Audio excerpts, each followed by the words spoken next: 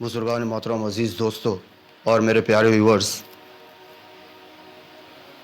جیسا کہ حج مکمل ہو چکا ہے اور امسال حج اکبر ہوا، جمعہ کے روز حج ہوا اور حاجی حضرات واپس بھی آ رہے ہیں، واپسی ہے، بہت سارے آ چکے ہیں، بہت سارے آنے والے ہیں۔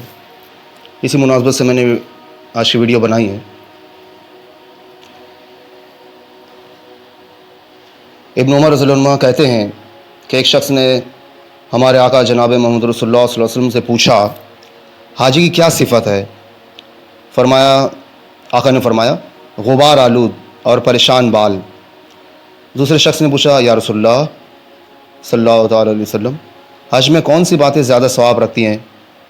آقا نے فرمایا، لبیک کے ساتھ آواز بلند کرنا، یعنی تلبیہ پڑھنا، اور قربانی کے خون کا بہانا۔ تیسرے شخص نے پوچھا، یا رسول اللہ صلی اللہ علیہ وسلم، سبیل سے کیا مراد ہے جو قرآن کریم میں آیا ہے، من استطاع سبیلا؟ فرمایا، کھانے کا سامان جسے ہم توشہ کہتے ہیں، اور کھانا کھانے کا سامان سارے سفر کے لیے، اور سواری۔ آقا صلی اللہ علیہ وسلم نے ارشاد فرمایا کہ اللہ پاک ہر روز اپنے حاجی بندوں کے لیے 120 رحمتیں نازل فرماتا ہے، جس میں 60 رحمتیں ان کے لیے ہوتی ہے جو بیت اللہ کا طواف کرتے ہیں، 40 رحمتیں ان کے لیے ہیں جو نماز پڑھتے ہیں، اور 20 رحمتیں ان لوگوں کے لیے ہے جو صرف خانہ کعبہ کو محبت و عقیدت کے ساتھ دیکھتے رہتے ہیں۔ حاجی جب 7 چکروں کے طواف کے بعد ایک طواف پورا کر لیتا ہے تو 2 رکعت نفل نماز مقام ابراہیم کے پاس ادا کرتا ہے، پھر آرام کرنے کے لیے تھوڑی دیر بیٹھ کر صرف خانہ کعبہ کو مسلسل محبت کے ساتھ دیکھتا رہتا ہے۔ اس طرح وہ 120 رحمتیں حاصل کر لیتا ہے۔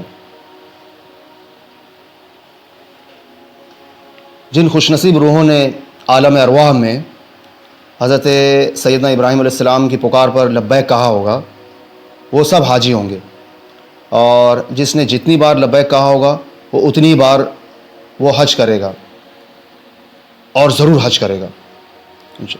حج اکبری کی سعادت کے بعد اب حجاج قافلہ اپنے اپنے وطن واپس آ رہا ہے۔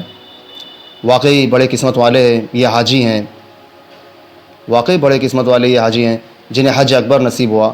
جمعہ کے مبارک دن حج کی بڑی فضیلت آئی ہے۔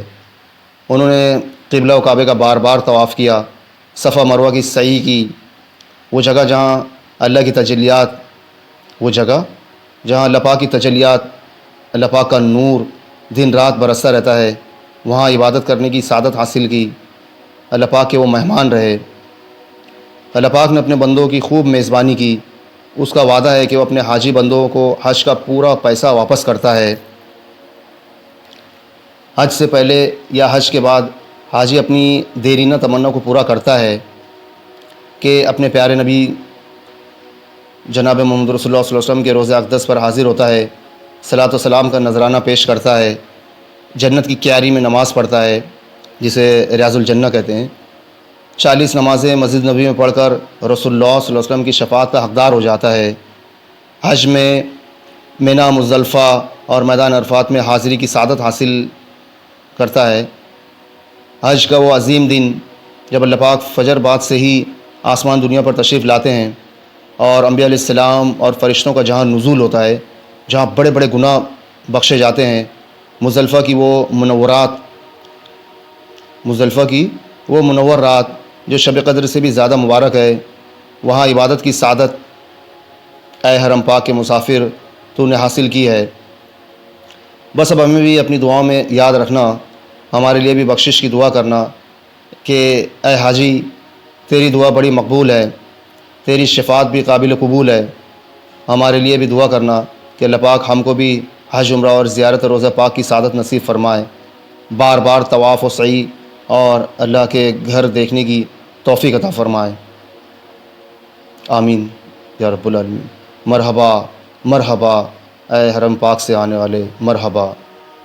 حضرت عبداللہ ابن عمر رضی اللہ عنہ سے حدیث منقول ہے کہ ہمارے آقا جناب محمد رسول اللہ صلی اللہ علیہ وسلم نے ارشاد فرمایا، جب تم کسی حاجی سے ملو تو اس کو سلام کرو، اس سے مصافحہ کرو اور اپنی یہ دعائیں مغفرت کراؤ اس سے پہلے کہ وہ گھر پہنچ جائے۔